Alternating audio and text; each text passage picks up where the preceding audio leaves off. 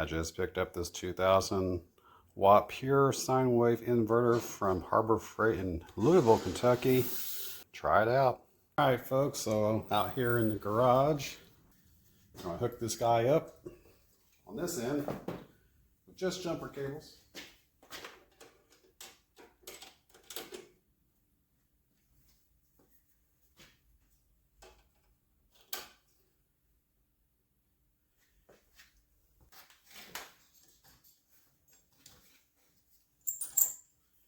There will be a spark when I touch the positive.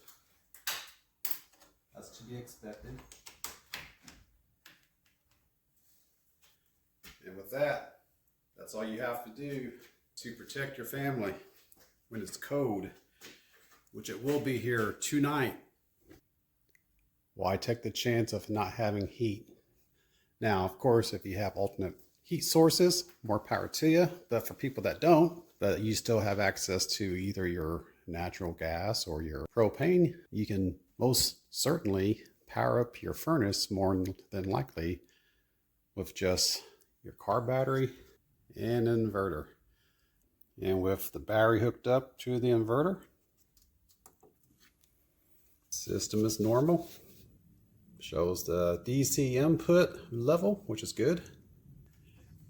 The AC is powered on as well. So now I'm going to see what I can run, starting with the furnace. And if you didn't see my other video where I wired up my furnace this past weekend, I converted my furnace from a hardwire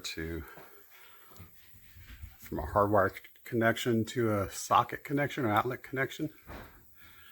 I actually have my watt meter hooked up to it right now to get an estimate on my wattage. Runs right about 1500 during surge and about 800 during continuous.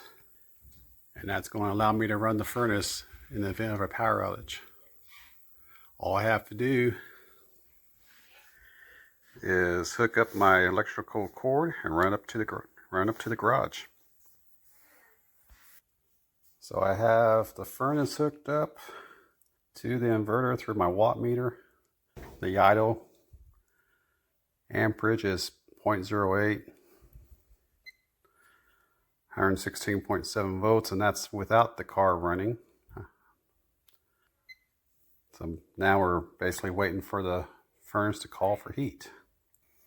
The question is it going to be able to sustain the furnace? We're going to find out. I'm not so much worried about the continuous. I'm more curious about if the surge, if this guy can handle the surge. This isn't the most ideal situation using a car battery, but in a pinch and in an emergency, this is ideal for temporary. So when the system calls for heat, we will see the watt meter go up. I believe when the inductor kicks on, it's like 2 or 3 amps. And then when the glow plugs, that's why I call them anyway, the glow plugs ignite or heat up, you'll see a surge on the amps. And then once the glow plugs have the igniter burning, then the amps will come down. And then when the blower kicks on, you'll see a spike to about 13 amps, and then it will level off around 7 or 8 amps. I also have the front of the inverter display here. We can see where my battery is in the car. We can see with a surge or the output. We'll know when it calls for heat because we're probably going to see lots of activity on both the watt meter, we should, on the watt meter and on the inverter display. Or if it fails, we're going to see lots of information, I would imagine, on the system status on this guy right over here. I have a voltmeter hooked up to my car battery. It's currently reading 13 volts, bouncing between 12 and 13. So we'll see how low I can go before I need to start up the car. And then once we have a draw on the amperage coming off the battery, I can check to see what the amperage is.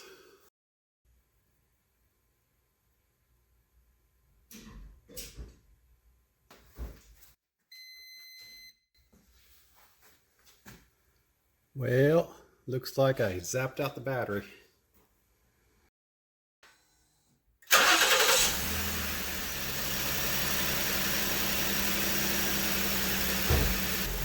Alright, take two this time. I suspect either the cabling I was using, the jumper cables I was using previously were not strong enough, or when it first kicked on, the battery voltage dropped down too low and we got a alarm, which you saw there just a second ago. So, take two, here we go.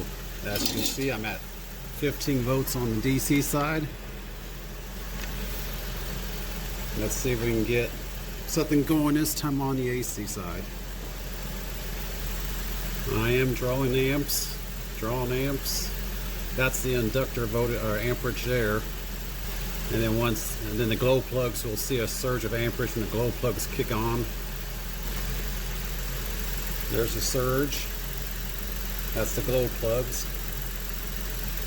I'm calling them glow plugs. And then the glow plugs calm down because the burner's ignited, and then you will see a surge around 13 amps as the blower kicks on.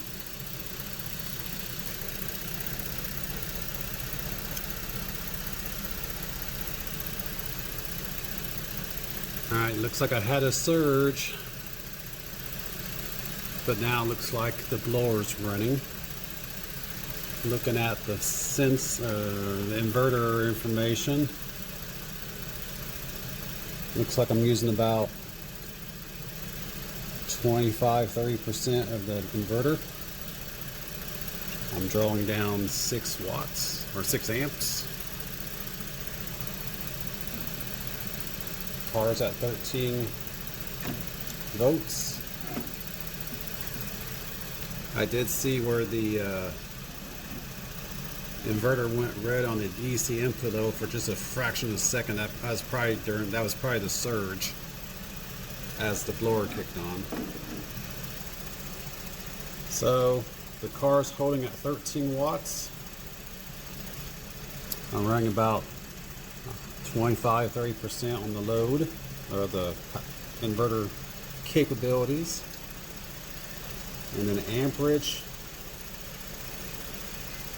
on the DC side, 3.6 amps at 12 volts.